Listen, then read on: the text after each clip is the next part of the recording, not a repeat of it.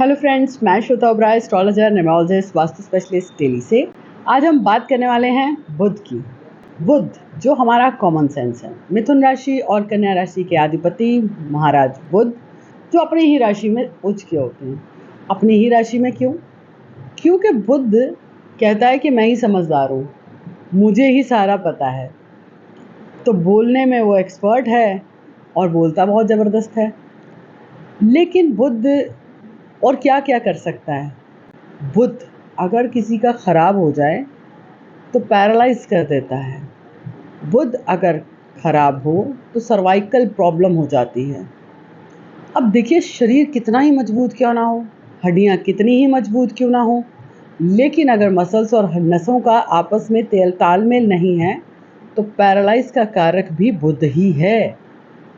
जब बुध खराब होगा तब ये दिक्कत आएगी। अब बुध क्या है? बुध हमारे घर की बेटियां हैं। बुध हमारे घर के वो बेले हैं जिन्हें हमें स्ट्रेंथ देकर बीच में एक डंडा सा लगा के फिर उसको लपेट के रखा जाता है या उसको बांधा जाता है। क्यों? क्योंकि बुध अगर आपस अपने काबू से बाहर हो तो फिर वो खराब बुध कहलाता है। कुछ भी बोल देना, किसी भी गंदी हैबिट में पड़ जाना, बुध खराब है। कई बार इंसान को ड्रिंक करने की या किसी तरह के ऐसे फ्रेंड्स की या इधर उधर घूमने की जो प्रवृत्ति पड़ जाती है, उसका कारण कहीं ना कहीं बुध है। अगर बुध खराब होगा तो इंसान एक जगह बैठकर काम नहीं कर सकता। बुध खराब होगा तो आपको लर्निंग में प्रॉब्लम आएगी, बोलने में दिक्कत आएगी, आप बोलकर याद नहीं कर पाएंगे। बुध अगर अस्त होगा तो आप बिना सोचे समझे किसी को कुछ भी बोल सकते हैं।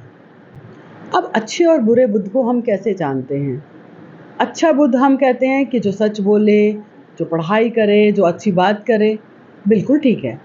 वो कैसा हो सकता है? अच्छा हो सकता है, बिटिया हो गई, पढ़ रही है, बहुत अच्छी पढ़ रही है, उसने डिग्री कर ली है, आपकी पसंद के लड़के से उसने शादी भी कर ली है, ये एक अच्छा बुध है। लेकिन एक बिजनेसमैन का बुध कैसा होता है? अगर उसका बुध ऐसा होगा तो फिर वो कमा नहीं पाएगा।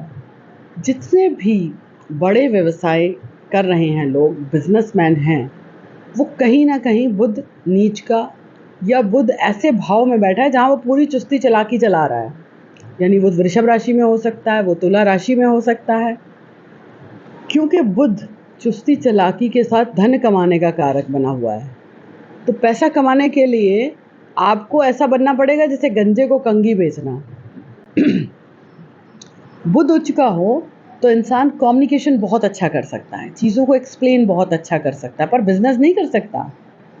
आप देखेंगे जितने भी आईआईटी करते हैं, आईआईएम करते हैं, वो बहुत अच्छा पढ़ लेते हैं, किताबें बहुत अच्छी कॉपियाँ बहुत अच्छी भरते हैं वो, और एग्ज़ाम भी बड़े अच्छे पास कर लेते हैं। आईआईटी में जितने भी हाई पोस्ट पे लोग हैं, पर वो बिजनेसमैन नहीं हैं, उनके अंदर बिजनेस की एबिलिटी नहीं है। उनको उसको सीखने के लिए पहले अनुभव लेना पड़ता है, फिर कोई 100 में से 2 बिजनेस कर पाते हैं।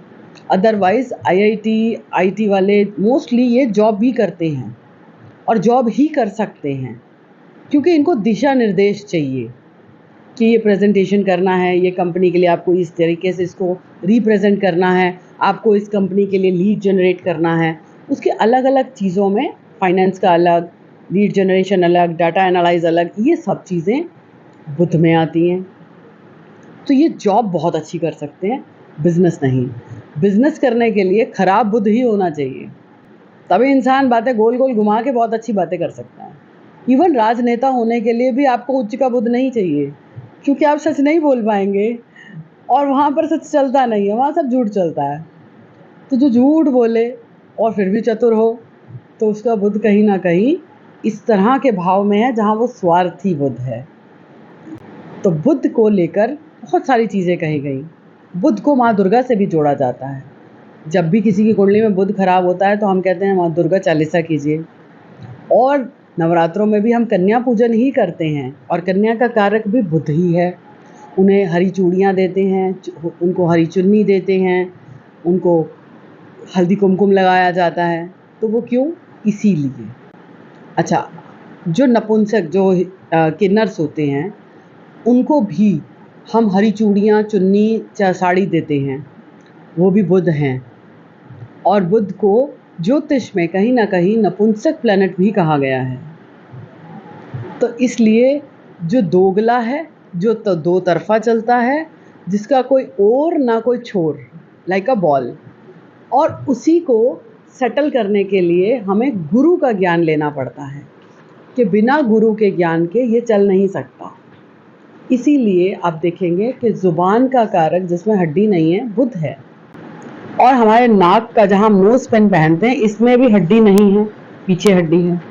और कान, जहाँ हम सोना डालते हैं, ये भी बुध है, यहाँ पर भी सोने को डाला गया। इसीलिए शास्त्रों में सोना पहनना ज़रूरी माना गया कि सोना पहनने से आपका बुध बैलेंस हो जाएगा, बुध में ठहराव आ जाएगा।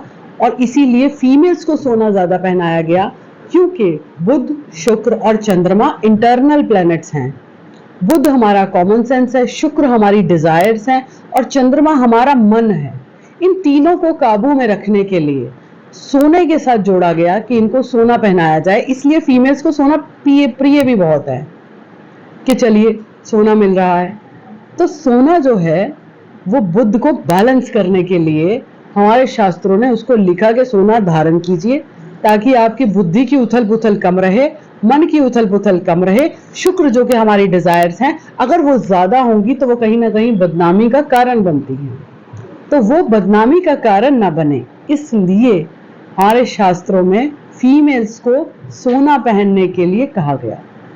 अब पैरों में चांदी पहनने के लिए, क्योंकि पैरों को ठंडा रखना जरूरी है और ब्लड का सर्कुलेशन सही रखने के लिए पैरों में चांदी पहनने का भाव रखा गया। जबकि राजे महाराजों में तो सोना भी पहना जाता था। तो ये अपना अपना भाव है। और बुद्धि, क्योंकि बुध है, इसीलिए सर पर भी पहले सोने का जो टीका, मांग टीका लगाया जाता है, वो पहनाया गया। हर धर्म, हर रिलीजन के अकॉर्डिंग अलग अलग चीजें डालने का योग बनाया गया। वो इसीलिए बनाया गया। जो बाजू बंद पहनते थे, क्योंकि हमारे बुध की मिथुन राशि 3rd हाउस में पड़ती है, तो पहले जब बाजू बंद पहना जाता था, गले में चैन पहने जाते, तो उनकी वजह से सर्वाइकल नहीं होता था, बुध की एनर्जी को बैलेंस किया जाता था। तो इसी तरीके से हम बुध को अच्छा करते हैं, इसीलिए गणेश चालीसा किया जाता है, दुर्गा चालीसा किया जाता है, ताकि बुध के कारण हमें कभी कोई कठिनाई ना आए। तो इसी तरीके से हम सारे प्लैनेट्स को एक्सप्लेन करेंगे। तो मेरे चैनल को लाइक करें, सब्सक्राइब करें, और अगर आप इंस्टाग्राम पर देख रहे हैं तो फॉलो कीजिए। और आगे आप किस प्लैनेट पर सुनना चाहते हैं, आप मुझे कमेंट करके या DM करके बता सकते हैं। जय माता दी।